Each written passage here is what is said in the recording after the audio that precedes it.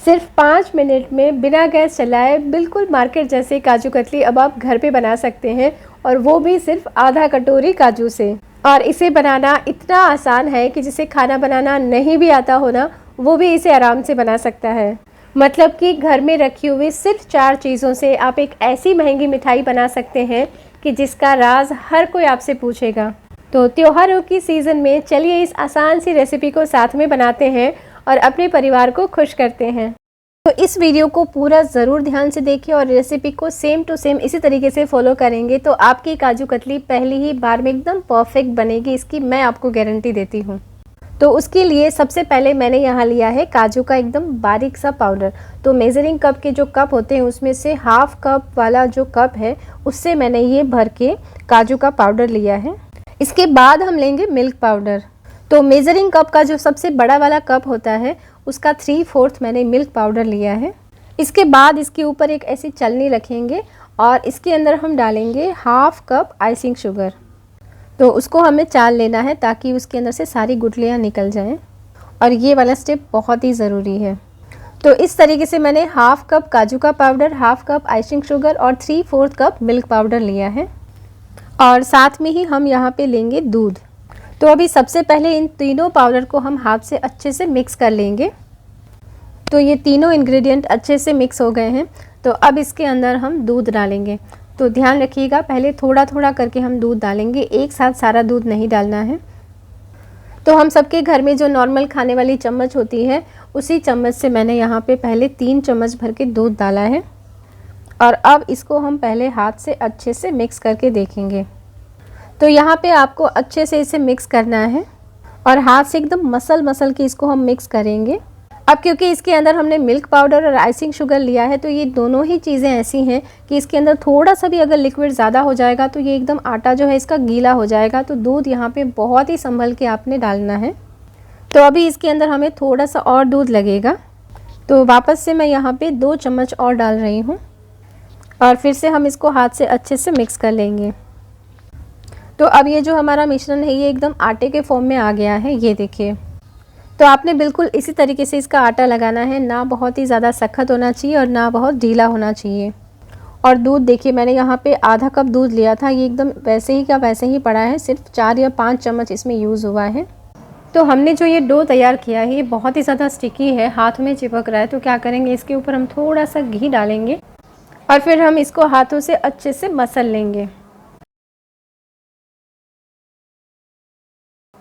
तो थोड़ी देर मसलने के बाद जो हमारा डो है ये एकदम स्मूथ, एकदम चिकना हो जाएगा। ये देखिए, बिल्कुल इसी तरीके से ये तैयार हो जाएगा। अब मैंने यहाँ पे एक चॉपिंग बोर्ड लिया है और इसके ऊपर इस तरीके से एक पार्चमेंट पेपर रख दिया है।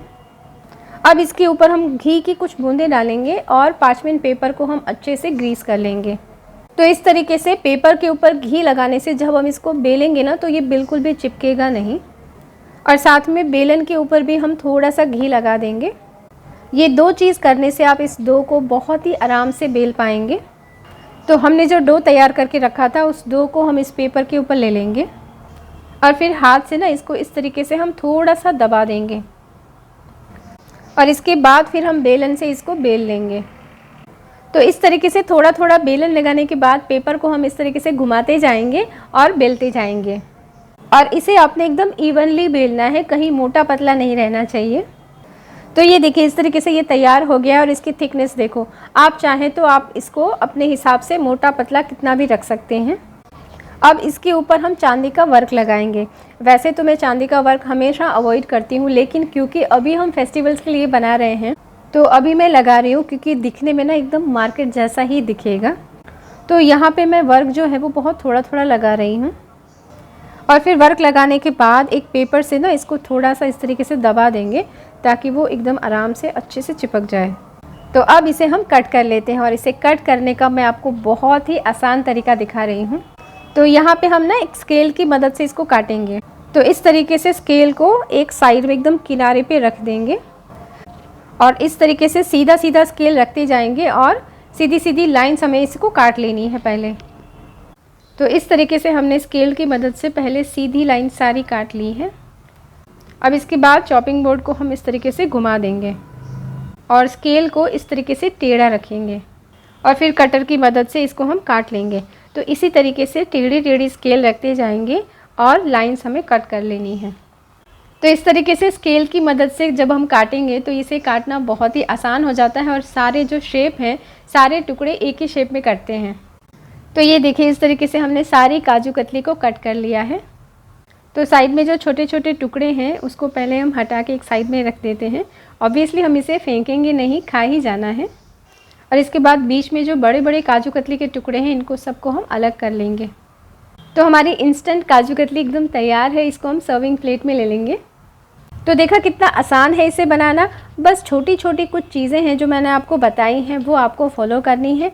जैसे कि सबसे पहले आपने काजू का एकदम बारीक सा पाउडर तैयार करना है। दूसरी चीज़, जब भी आप इसमें आइसिंग शुगर ऐड करेंगे तो उसको छान के लेना है। तीसरा, जब भी आप इसका डो तैयार करेंगे तो दूध आपने एकदम छोटा छोटा क्वांटिटी में डाल के पहले आटा लगाना है। एक साथ सारा दूध डाल देंगे तो जो आटा है वो पूरा गीला हो जाएगा और जो काजू कतली तैयार होगी ना, एकदम चिपचिपी स्टिकी सी तैयार होगी। और इसको बेलते टाइम आपने पार्चमेंट पेपर और बेलन पे घी से इसको ग्रीस ज़रूर करना है। और लास्ट में जब आप इसको कट करें तो स्केल से कट करेंगे तो एकदम प्रोफेशनली, जिस तरीके से हम मार्केट या हलवाई के वहाँ से लाते हैं, बिल्कुल उसी तरीके की काजू कतली तैयार होगी। तो अब से हर त्यौहार में बाहर से महंगी और मिलावट वाली मिठाई खरीदने से बेहतर है कि हम इसे घर पे बनाएं। तो फ्रेंड्स, आपको ये काजू कतली की रेसिपी कैसी लगी नीचे कमेंट बॉक्स में ज़रूर बताएं। अगर अच्छी लगी वीडियो को लाइक करें, बहुत अच्छी लगी इसे अपने फैमिली और फ्रेंड्स के साथ ज़रूर शेयर करें। और हाँ, अगर आपने अभी तक मेरे चैनल को सब्सक्राइब नहीं किया है तो ज़रूर इसे सब्सक्राइब करें और बेल आइकन को प्रेस करना ना भूलें, ताकि आपको हर नई वीडियो की नोटिफिकेशन टाइम से मिलती रहे। तो इस वीडियो को यहाँ तक देखने के लिए आपका बहुत बहुत धन्यवाद। फिर हम मिलेंगे बहुत ही जल्दी एक नई रेसिपी के साथ।